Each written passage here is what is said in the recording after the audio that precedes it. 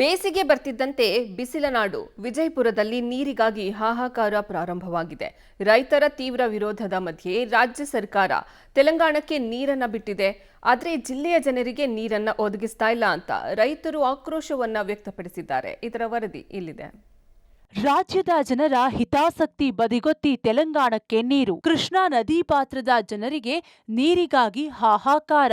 ನದಿ ಪಾತ್ರದ ಜನರಿಗೆ ನೀರು ಕೊಡದೆ ಸರ್ಕಾರ ಮೊಂಡುತನ. ಕಳೆದ ತಿಂಗಳು ವಿಜಯಪುರ ಜಿಲ್ಲೆಯ ಆಲಮಟ್ಟಿ ಜಲಾಶಯದಿಂದ ತೆಲಂಗಾಣ ರಾಜ್ಯಕ್ಕೆ ನೀರು ಹರಿಸಲಾಗಿದೆ. ರೈತರ ಪ್ರಕಾರ 10 ಟಿಎಂಸಿ ನೀರು ಹರಿಸಲಾಗಿದೆ. ಆದರೆ ಸರ್ಕಾರ ಕೇವಲ 1.27 ಟಿಎಂಸಿ ನೀರು ಹರಿಸಿರುವುದಾಗಿ ಹೇಳುತ್ತಿದ್ದಾರೆ. ಆದರೆ ಇದೀಗ ಬಿಸಿಲ ನಾಡು ವಿಜಯಪುರ ಜನರು ಜಾನುವಾರುಗಳಿಗೆ ಕುಡಿಯುವ ನೀರಿಗೂ ಹಾಹಾಕಾರ ಶುರುವಾಗಿದೆ. ಕೆರೆಗಳಿಗೆ ನೀರು ಬಿಡಲು ಸರ್ಕಾರ ಹಿಂದೇಟು ಹಾಕುತ್ತಿದೆ ಅಂತ ರೈತರು ಹಿಡಿಶಾಪ ಹಾಕುತ್ತಿದ್ದಾರೆ. ಸುಮಾರು 10 ಟಿಎಂಸಿಗಿಂತ ಹೆಚ್ಚು ನೀರನ್ನ ಪಕ್ಕದ ತೆಲಂಗಾಣ ರಾಜ್ಯಕ್ಕೆ ಬಿಟ್ಟಿರುವುದು ಖಂಡನೀಯ ವಿಷಯ ಅಂತ ಹೇಳಿ ಈಗಾಗಲೇ ನಾವು ಮಾನ್ಯ ಜಿಲ್ಲಾಧಿಕಾರಿಗಳ ಮುಖಾಂತರ ರಾಜ್ಯ ಸರ್ಕಾರಕ್ಕೂ ಕೂಡ ಖಂಡನೀಯ ಒಂದು ಮನವಿಯನ್ನು ಸಲ್ಲಿಸಿದೆವು. ಆದ್ರೆ ಅವ್ರು ಏನು ಹೇಳಕತ್ತಾರ, ಕೇವಲ ಮಾನವೀಯತೆ ದೃಷ್ಟಿಯಿಂದ ಕುಡಿಲಾಕ 1.27 ಟಿಎಂಸಿ ನೀರು ಬಿಟ್ಟಿವಿ ಅಂತ ಹೇಳಿ ಅವ್ರು ಏನಾದ್ರು ಜಾರ್ಕೊಳ್ಳುವಂತ ಒಂದು ಪ್ರಯತ್ನ ಮಾಡ್ಲಕತ್ತಾರ. ಆದ್ರೆ ಇದು ನಾವು ಯಾವುದು ಒಪ್ಪಾಗ್ತಾ ಇರಲಿಲ್ಲ. ಅದು ಬಿಟ್ಟು ಇದನ್ನು ಮತ್ತೊಮ್ಮೆ ಏನಾರು ಆಯ್ತಪ್ಪ ಅಂತಂದ್ರೆ ನಾವು ದೊಡ್ಡ ಮಟ್ಟದ ಹೋರಾಟ ಮಾಡಿ ರಾಜ್ಯ ಸರ್ಕಾರಕ್ಕೆ ಕಠಿಣವಾದಂತ ಒಂದು ಆದೇಶ ಮಾಡ್ತಾ ಇದೀವಿ. ಇದನ್ನ ಇಲ್ಲಿಗೆ ನಿಲ್ಬೇಕಂತ ಹೇಳಿ ಆಗ್ರಹಿಸ್ತಾ ಇದ್ದೀವಿ. ಆಲಮಟ್ಟಿ ಜಲಾಶಯ 123.081 ಟಿಎಂಸಿ ಸಾಮರ್ಥ್ಯ ಹೊಂದಿದ್ದು ಸದ್ಯ 31.335 ಟಿಎಂಸಿ ಮಾತ್ರ ಇದೆ.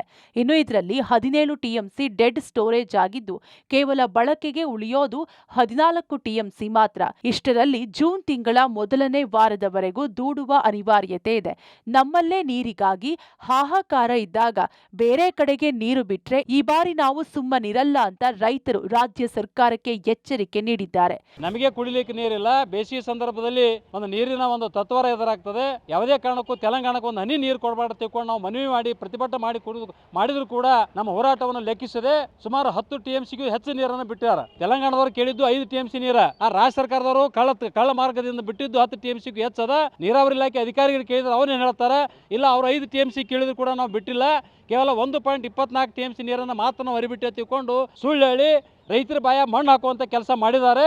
ನೀವು ಕೆಪಿಸಿ ಮೂಲಕ ಎಲ್ಲಾ ನೀರು ಬಿಟ್ಟು ಇವತ್ತು ಅವಳಿ ಜಿಲ್ಲೆಯ ರೈತರು, ಇವತ್ತು ವಿಜಯಪುರ ಮತ್ತು ಬಾಗಲಕೋಟೆ ಜಿಲ್ಲೆಯ ರೈತರನ್ನ ಇವತ್ತು ಹಾಳು ಮಾಡಿದಿರಿ.